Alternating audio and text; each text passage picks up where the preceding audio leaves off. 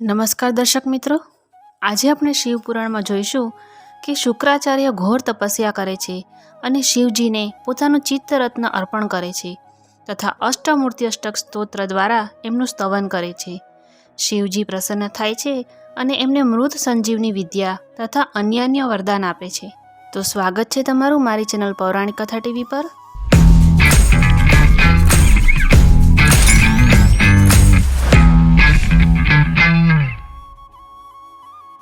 તો દર્શક મિત્રો, ચાલુ કરશું આજે આપણે શિવપુરાણના રુદ્ર સંહિતાના પંચમ ખંડના અધ્યાય 50. ઓમ ગમ ગણપતય નમઃ. ઓમ નમઃ શિવાય. સનતકુમારજી કહે છે, હે વ્યાસજી, મુનિવર શુક્રાચાર્યને શિવ પાસેથી મૃત્યુંજય નામક મૃત્યુનું પ્રશમન કરનારી પરાવિદ્યા કેવી રીતે પ્રાપ્ત થઈ હતી, હવે એનું હું વર્ણન કરું છું, તે તમે સાંભળો. પૂર્વકાળની વાત છે. એ ભૃગુનંદને વારાણસીપુરીમાં જઈને પ્રભાવશાળી વિશ્વનાથનું ધ્યાન કરતા બહુ સમય સુધી તપ કર્યું હતું. હે વેદવ્યાસજી, એ સમયે એમણે ત્યાં જ એક શિવલિંગની સ્થાપના કરી. એની સામે એક સુંદર પરમ રમણીય કૂપ તૈયાર કરાવ્યો. પછી પ્રયત્નપૂર્વક એ દેવેશ્વરને 1,00,000 વાર પડિયાભર પંચામૃત તથા ઘણા બધા સુગંધિત દ્રવ્યોથી સ્નાન કરાવ્યું. પછી 1,000 વાર પરમ પ્રીતિપૂર્વક ચંદન, યક્ષકર્દમ અને સુગંધિત ઉપટનનો એ લિંગ પર અનુલેપ કર્યો.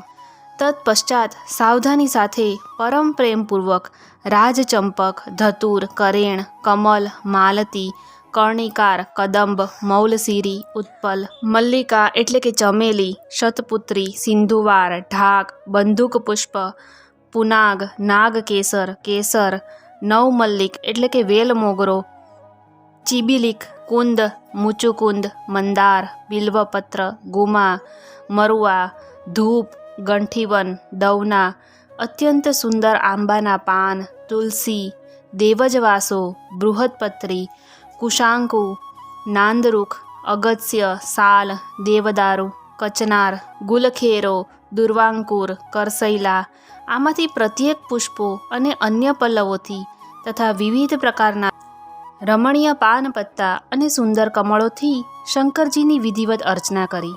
એમને ઘણા બધા ઉપહાર સમર્પિત કર્યા તથા શિવલિંગની આગળ નૃત્ય કરતાં કરતાં શિવ સહસ્ત્ર નામ અને અન્ય સ્તોત્રોનું ગાન કરીને શંકરજીનું સ્તવન કર્યું.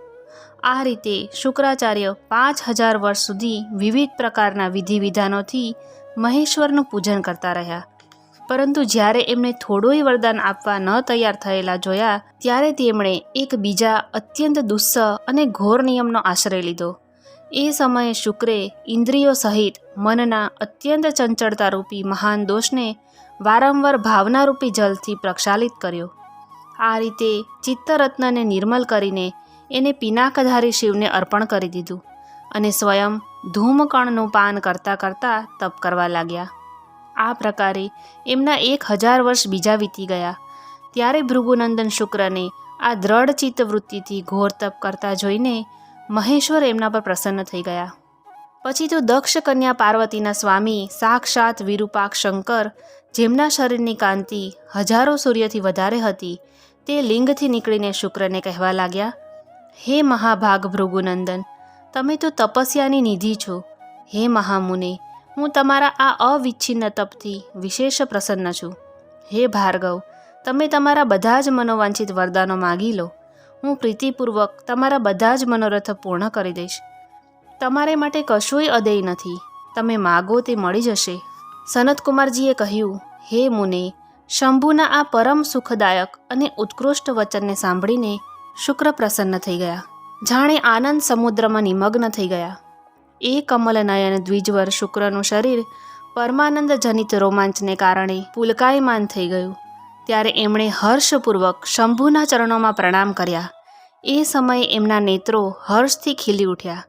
પછી તે મસ્તક પાસે અંજલિ રાખીને પ્રણામ કરતા જય જયકાર કરતાં કરતાં અષ્ટમૂર્તિ વરદાયક શિવની સ્તુતિ કરવા લાગ્યા.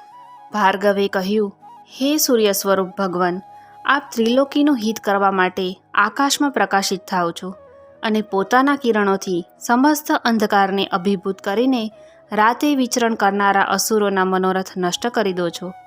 હે જગદીશ્વર, આપને નમસ્કાર હો. હે ઘોર અંધકાર માટે ચંદ્ર સ્વરૂપ શંકર, આપ અમૃતના પ્રવાહથી પરિપૂર્ણ તથા જગતના બધા પ્રાણીઓના નેત્ર છો. આપ આપના અમર્યાદ તેજોમય કિરણોથી આકાશમાં અને ભૂતલ પર અપાર પ્રકાશ ફેલાવો છો, જેથી બધો જ અંધકાર દૂર થઈ જાય છે. આપને પ્રણામ છે. હે સર્વવ્યાપીન, આપ પાવન પથ યોગ માર્ગનો આશ્રય લેનારાઓની સદા ગતિ છો, ઉપાસ્ય દેવ છો.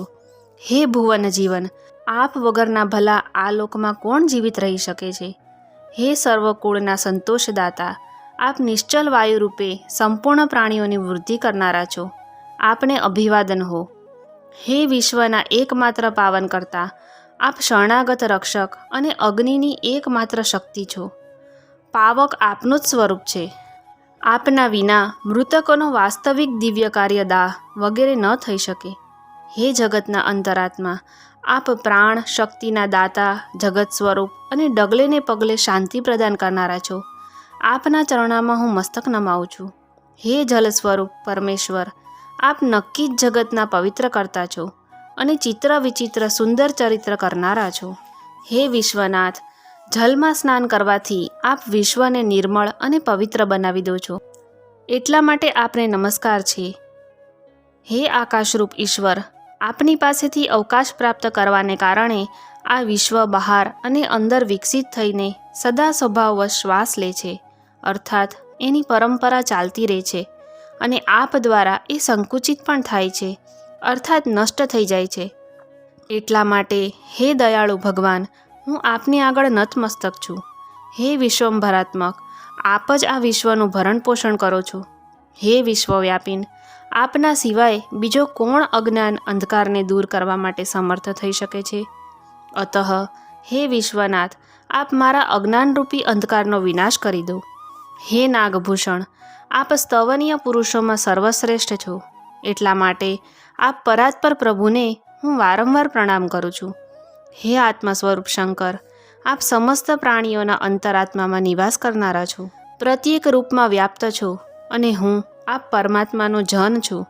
હે અષ્ટમૂર્તે, આપની આ રૂપ પરંપરાઓથી આ ચરાચર વિશ્વ વિસ્તારને પ્રાપ્ત થયું છે, તેથી હું સદા આપને નમસ્કાર કરું છું. હે મુક્ત પુરુષોના બંધો, આપ વિશ્વના સમસ્ત પ્રાણીઓના સ્વરૂપ છો, પ્રણત જનોના સંપૂર્ણ યોગક્ષેમનો નિર્વાહ કરનારા અને પરમાર્થ સ્વરૂપ છો.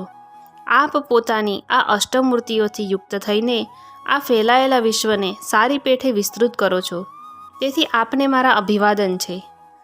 સનતકુમારજી કહે છે, હે મુનિવર, ભૃગુનંદન શુક્રે આ પ્રકારે અષ્ટમૂર્ત્યષ્ટક સ્તોત્ર દ્વારા શિવજીનું સ્તવન કરીને ભૂમિ પર મસ્તક રાખીને એમને વારંવાર પ્રણામ કર્યા. જ્યારે અમિત તેજસ્વી ભાર્ગવે મહાદેવની આ પ્રકારે સ્તુતિ કરી, ત્યારે શિવજીએ ચરણોમાં પડેલા એ દ્વિજવરને પોતાની બંને ભુજાઓથી પકડીને ઉઠાવી લીધા અને પરમ પ્રેમપૂર્વક મેઘગર્જનશી ગંભીર અને મધુર વાણીમાં કહ્યું. એ સમયે શંકરજીના દાંતની ચમકથી બધી દિશાઓ પ્રકાશિત થઈ ગઈ. મહાદેવજી બોલ્યા, હે વિપ્રવર કવે, તમે મારા પાવન ભક્ત છો.